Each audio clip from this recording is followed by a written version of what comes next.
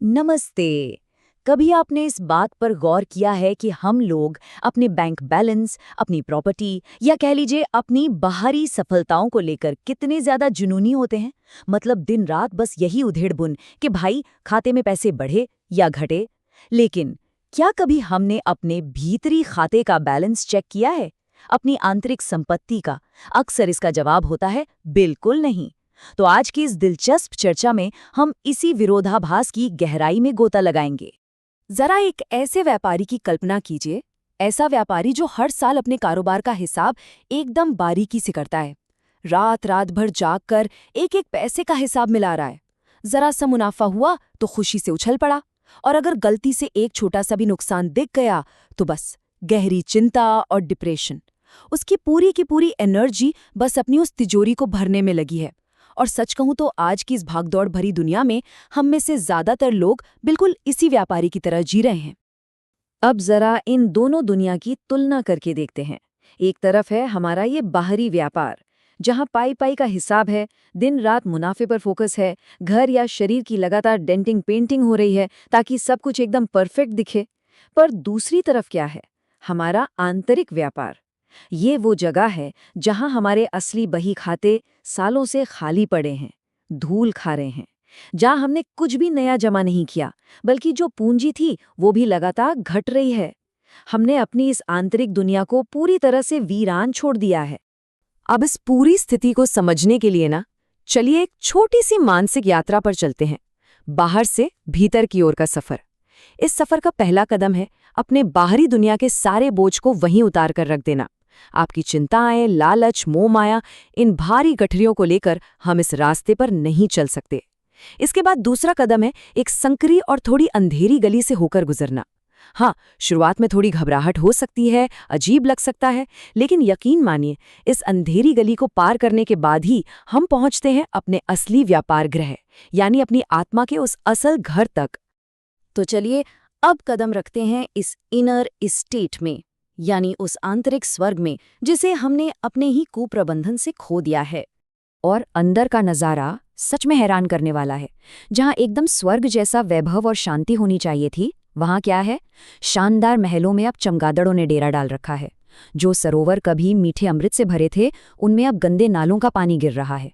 प्रकाश के जो मजबूत स्तंभ थे वो टूट फूट चुके हैं। और तो और, जिस पवित्र नंदन वन में सुंदर फूल खिलने चाहिए थे, वहाँ गधे लौट रहे हैं। हर तरफ बस कूड़े के ढेर। सुनने में किसी डरावनी फिल्म का सीन लगता है ना? लेकिन ये प्रतीक है इस बात का कि जब मन को बेलगाम छोड़ दिया जाता है तो हमारी अपनी ही बुरी आदतें उस शांत स्वर्ग को एक भयानक नर्क बना देती हैं। और जब इस बर्बादी के बीच हम अपने उन आंतरिक बही खातों को खोलते हैं तो एक और खौफनाक सच सामने आता है। पन्ने बिल्कुल कोरे हैं, सालों से कुछ लिखा ही नहीं गया है। जीरो डिपॉजिट, कोई नया पुण्य, कोई अच्छाई या कोई भी पॉजिटिव विचार वहां जमा ही नहीं हुआ। हमारी जीवन की गाड़ी बस उस पुरानी और तेजी से खत्म होती आध्यात्मिक पूंजी के सहारे घिसट रही है। मतलब खजाने के कोने में बस कुछ आखिरी सिक्के बचे हैं और हम इस बात से पूरी तरह बेखबर हैं। अब यहाँ एक बहुत ही सीरियस सवाल खड़ा होता है। जब ये लगातार होने वाला भारी आंतरिक घाटा हमें एक दिन पूरी तरह से दिवालिया बना देगा, तब क्या होगा? सोचिए जरा, जब वो बची खुची पुरानी पूंजी भी हमेशा के लिए खत्म हो जाएगी, तो फिर हमारे पास बचेगा क्या? शांति की पूंजी कमाने के बजाय हम लगातार कुकर्मों का कर्ज बढ़ाते जा रहे हैं। ये सच में एक बेहद खतरनाक स्थिति है। यहीं से शुरुआत होती है हमारे दूसरे पहलू की, झूठी संपत्ति और भौतिक लाभ का एक बहुत बड़ा भ्रम। अगर हम अपने प्रयासों को एक ग्राफ पर रखें तो आज के समाज की तस्वीर बिल्कुल साफ हो जाती है। भौतिक वस्तुओं वाला ग्राफ तो एकदम रॉकेट की तरह आसमान छू रहा है। लोग धूप, ठंड, नींद सबकी परवाह किए बिना बस चीजें इकट्ठी करने में लगे हैं। लेकिन पता है, ये सब असल में रेत के उन पहाड़ों की तरह हैं जो हवा के एक ही तेज झोंके में भरभरा कर गिर जाएंगे। वहीं दूसरी ओर आध्यात्मिक विकास का ग्राफ, वो बिल्कुल जीरो पर अटका है। हमारी सारी मेहनत, सारा समय एक ऐसे भ्रम के पीछे बर्बाद हो रहा है जिसकी अंत में कोई कीमत नहीं है। हमारी फितरत की एक बहुत ही कड़वी सच्चाई है। आमतौर पर हम सबको लगता है कि हम बहुत ही निर्दोष, शांत और अच्छे इंसान हैं। हमें लगता है कि हमसे बेहतर तो कोई है ही नहीं। लेकिन जब एक असली डीप ऑडिट होता है, एक गहरी और ईमानदार आंतरिक जांच होती है तो तस्वीर बिल्कुल उलट जाती है। अंदर गहराई में क्या मिलता है? छिपी हुई बुरी आदतें, अज्ञान का एक घना अंधेरा और बाहरी दिखावे वाली चीजों से एक जानलेवा लगाव। इन बुराइयों ने इतनी चालाकी से हमारे अंदर घर कर लिया है कि हमें अपना असली रूप दिखाई ही नहीं देता। इस झूठे लगाव को एक बहुत ही सटीक उदाहरण से समझते हैं। आपने कभी एक बंदरिया को देखा है जो अपने मृत बच्चे को सीने से लगाए फिरती है? वो इस बात को मानने से ही इनकार कर देती है कि वो अब जीवित नहीं है। हम इंसान भी ठीक उसी तरह इस नश्वर मोहमाया को अपने गले का हार बनाए घूम रहे हैं।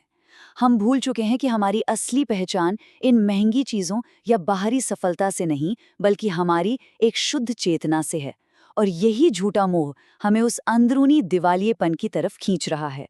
तो फिर समाधान क्या है? आइए बात करते हैं इस इंटरनल ऑडिट की और कैसे हम अपने उस उजड़े हुए भीतरी बगीचे को वापस पा सकते हैं। इस भयंकर कुप्रबंधन को ठीक करने का बस एक ही रास्ता है। हमें खुद का एक बेहद सख्त आध्यात्मिक अकाउंटेंट बनना होगा। इसका पहला कदम बहुत साफ है, हर दिन आत्मनिरीक्षण करना, वो भी बिना किसी बहाने के। दूसरा कदम, बहुत ईमानदारी से अपनी बची हुई आंतरिक पूंजी का सही हिसाब लगाना। तीसरा, अपने भीतर ज्ञान की एक तेज मशाल जलाना ताकि उन छिपे हुए पिशाचों और बुरी आदतों को ढूंढा जा सके जो अंधेरे कोनों में दुबक कर बैठे हैं। और चौथा, सबसे अहम कदम, बिना किसी दया के उन सभी बुराइयों को कान पकड़कर अपने घर से बाहर निकाल फेंकना। जब हम ये कड़ी मेहनत करेंगे, केवल तभी वो उजड़ा हुआ आंतरिक बगीचा फिर से हरा भरा हो सकेगा।